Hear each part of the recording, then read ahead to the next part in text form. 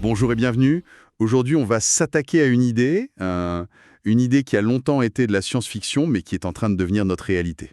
Oui, tout à fait. La possibilité de réécrire notre propre biologie, de réingénierier le corps humain. C'est ça. Et là, on ne parle pas d'un futur lointain, c'est une quête qui infuse déjà notre culture, du sport à la médecine.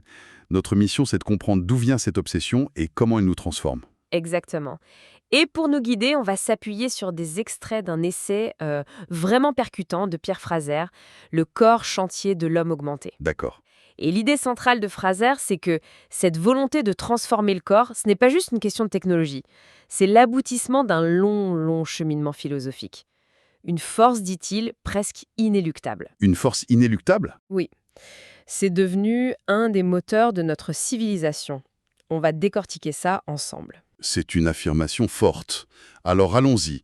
D'après Fraser, pour comprendre pourquoi on rêve de puces dans le cerveau ou de gènes modifiés, il faut remonter bien avant la Silicon Valley. Ah oui, bien avant. Il faut remonter aux philosophes.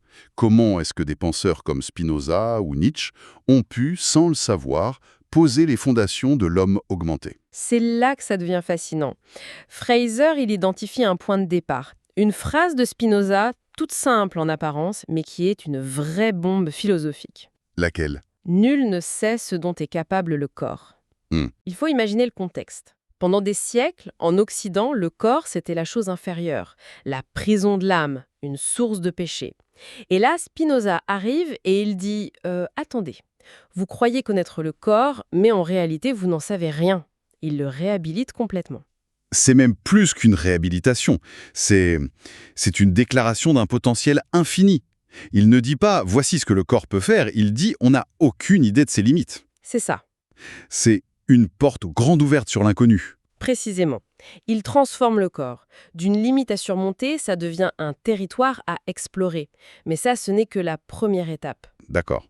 Le vrai basculement, le moment où le corps devient un projet, ça arrive plus tard, avec Schopenhauer.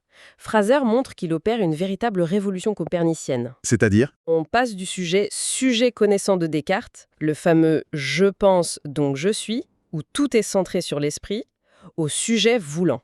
Attends, si je comprends bien, ça change absolument tout. Avant, on pensait « mon esprit est le pilote, mon corps la machine ». Oui, Après lui, c'est presque « mon corps veut, il a ses propres désirs, sa propre énergie ». c'est exactement ça. C'est une vision beaucoup plus, Plus animal, non? c'est le mot juste. Pour Schopenhauer, l'essence de notre être, ce n'est pas la pensée rationnelle. C'est ce qu'il appelle le vouloir vivre. Le vouloir vivre. Une force brute, aveugle, une pulsion qui nous pousse à persister, à nous étendre. Et cette volonté, elle n'est pas dans le ciel des idées, elle est notre corps. Le corps devient donc, et c'est la formule clé de Fraser, la tâche principale et interminable de notre existence. La tâche interminable. C'est plus sain comme expression. Ça veut dire que s'occuper de son corps, le sculpter, le soigner, le pousser, ce n'est plus une simple question d'hygiène. Non, plus du tout. Ça devient le projet central de notre vie. Chaque corps devient une sorte d'œuvre d'art inachevée. Voilà. Et Nietzsche va prendre cette idée et il va y mettre le feu. Avec lui, on ne parle plus seulement d'améliorer ou de maintenir le corps. Le but, ça devient de le transcender. C'est l'idée du surhumain. Exactement. Pour Nietzsche, cette aspiration à se dépasser, ce n'est pas un choix. C'est l'expression même de ce qu'il nomme la volonté de puissance. Cette force qui pousse tout ce qui vit, non pas juste à survivre, mais à croître, à dominer, à devenir plus. D'accord, le décor philosophique est planté. On part d'un corps au potentiel inconnu avec Spinoza. Oui, Il devient notre projet de vie avec Schopenhauer. Et finalement, le tremplin vers notre propre dépassement avec Nietzsche. La trajectoire est très claire. c'est ça. Alors, la question qui vient tout de suite, c'est comment cette volonté de puissance philosophique atterrit dans nos vies au XXIe siècle? Elle atterrit partout, mais à travers le filtre de la technologie. Fraser parle de la convergence des NBIC. Nanotechnologie, biotechnologie, intelligence artificielle et sciences cognitives. Voilà. C'est la boîte à outils moderne qui nous permet de prendre au pied de la lettre l'idée de construire son corps. Ce qui était une métaphore philosophique devient un programme d'ingénierie. L'auteur fait un lien historique assez audacieux, voire dérangeant. Il évoque l'idéal du corps arien de l'idéologie nazie comme une sorte de spectre, comment ce fantasme totalitaire d'un corps parfait a pu se retrouver dans nos sociétés? C'est un des points les plus forts de son analyse. Il dit que cet idéal, il ne s'est pas évaporé après 1945. Il s'est dilué. Dilué? Il s'est démocratisé en quelque sorte. Il n'est plus imposé par un État totalitaire, mais il s'est infiltré dans notre quotidien de manière beaucoup plus douce, plus insidieuse. Ah oui? On ne pense plus au corps à rien, bien sûr, mais quand on voit une pub pour une appli de fitness qui promet de sculpter notre meilleur soi grâce à l'IA, Ou un influenceur qui vante un régime biohacking? on est en plein dedans. Ce n'est plus un dictateur qui nous l'impose, c'est notre téléphone. C'est intéressant, mais est-ce que cette démocratisation de l'idéal n'a pas aussi des effets positifs? Je veux dire, l'accent mis sur la santé, la prévention, ce n'est pas uniquement une injonction à la performance, c'est aussi une prise de conscience, non? Bien sûr, et Fraser ne le nie pas. Il ne dit pas que faire du sport est une dérive fasciste. Ce qu'il pointe, c'est la logique sous-jacente. C'est le passage d'une préoccupation pour la santé à une quête d'optimisation sans fin. D'accord. C'est cette obligation de remise en forme constante, comme il l'écrit. C'est la petite voix dans la tête quand on hésite à prendre l'ascenseur, ou l'anxiété si notre montre connectée nous dit qu'on n'a pas fait nos 10 000 pas. Cette poussée aveugle de Schopenhauer, Elle a maintenant une interface utilisateur et des notifications push. Le corps devient le matériau du soi, un projet activiste où le salut ne vient plus de la spiritualité, mais d'une immanence matérielle. Bien manger, bien bouger, bien vieillir. et tout ça repose sur une idée simple. Le corps n'est que de la matière, des atomes, Et de l'information. et si c'est de l'information, on peut la hacker, la réécrire. Exactement. C'est le credo matérialiste ultime. Si le corps est un mécanisme, on peut l'améliorer. S'il est un code, on peut le débugger. Face à ce tableau qui est à la fois exaltant et un peu angoissant, la réaction naturelle, c'est de se demander « est-ce que c'est une bonne chose ?» Mais d'après Fraser, on se trompe de question. Oui, et c'est sans doute sa thèse la plus provocatrice. Pour lui, la réingénierie du corps est Imparable. imparable. C'est un mouvement de fond, une lame qui avance. Tenter de l'arrêter, dit-il, serait aussi vain que d'essayer de retenir l'océan avec ses mains. Pourquoi? Parce que ça puise sa force dans cette poussée aveugle vers le devenir plus dont on parle depuis le début. C'est une logique fondamentale du vivant qui est maintenant armée d'outils d'une puissance inédite. Attends, dire que le débat moral est stérile, ce n'est pas un peu dangereux? C'est comme dire qu'on ne peut pas discuter de la direction d'un TGV lancé à pleine vitesse, on ne peut peut-être pas l'arrêter, mais on peut essayer de l'aiguiller, non? C'est une excellente objection et je pense que Fraser serait d'accord. Quand il dit stérile, il ne veut pas dire qu'il faut se taire et accepter. Alors qu'est-ce qu'il veut dire? Il veut dire que le débat binaire pour ou contre le transhumanisme nous fait perdre du temps.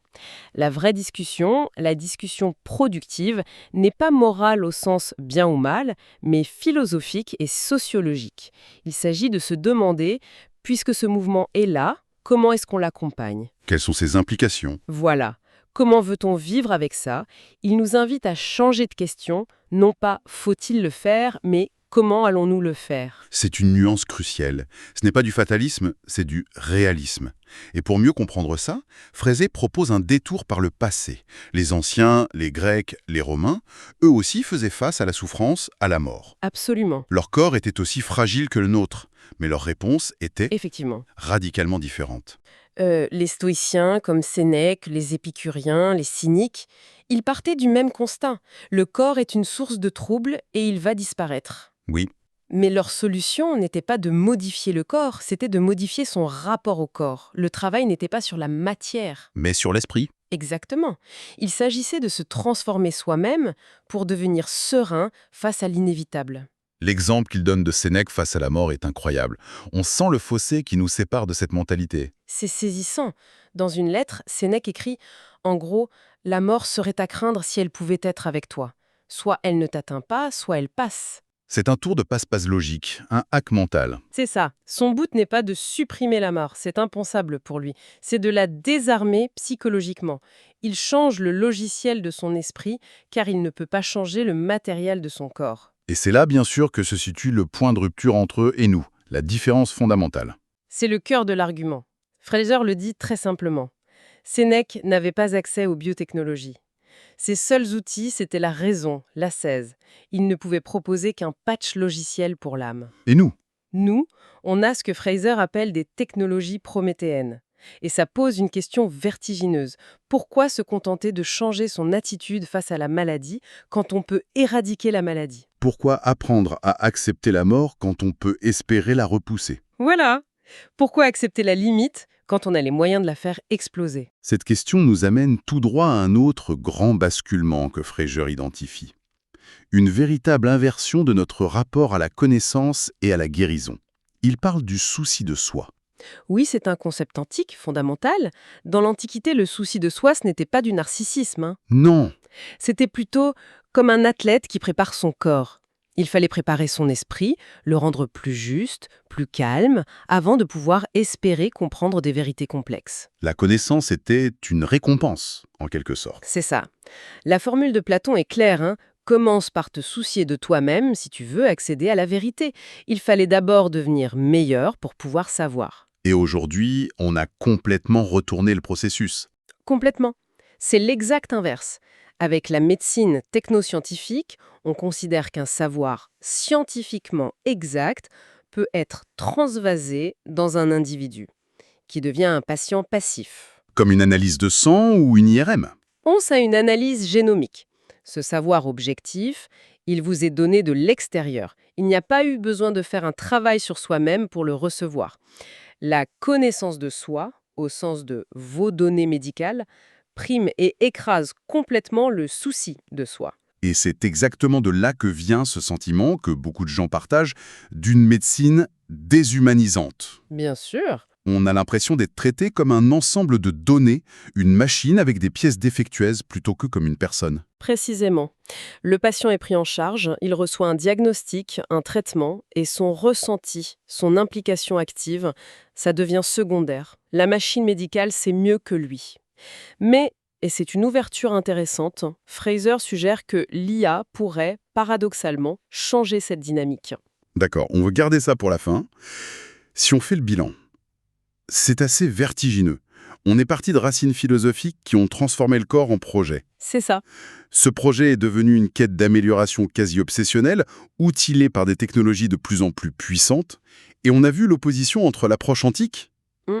changer son esprit, Et l'approche moderne. changer la matière. Et on termine sur cette inversion clé.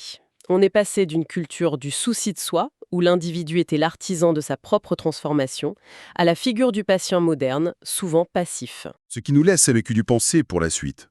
La source évoque que l'IA pourrait changer la donne. Alors, voilà la question qui prolonge tout ça. Hmm. Si cette même intelligence artificielle, qui semble incarner le summum de la médecine dépersonnalisée, si elle parvenait demain, grâce à sa puissance d'analyse, à créer une médecine ultra personnalisée qui réintègre la totalité de l'être dans le processus de soins. Son psychisme, son mode de vie. Oui, tout. Ne serions-nous pas alors en train d'assister à la convergence la plus inattendue qui soit? Celle entre la sagesse antique du souci de soi et la technologie prométhéenne. L'outil le plus avancé pourrait-il, contre toute attente, nous ramener à une approche plus fondamentalement humaine du corps?